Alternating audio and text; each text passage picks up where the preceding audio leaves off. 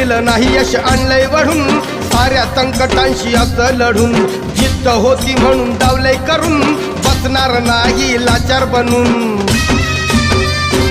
येत नव्हतं चाला या चढावरून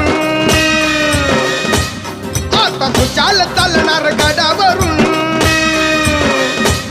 कुबड्यावाल्यांची नव्हती नुसतीच हुल कुबड्यावाल्यांची नव्हती नुसतीच हुल आम्ही ठरलोय यात सक्सेसफुल आम्ही ठरलोय यात सक्सेसफुल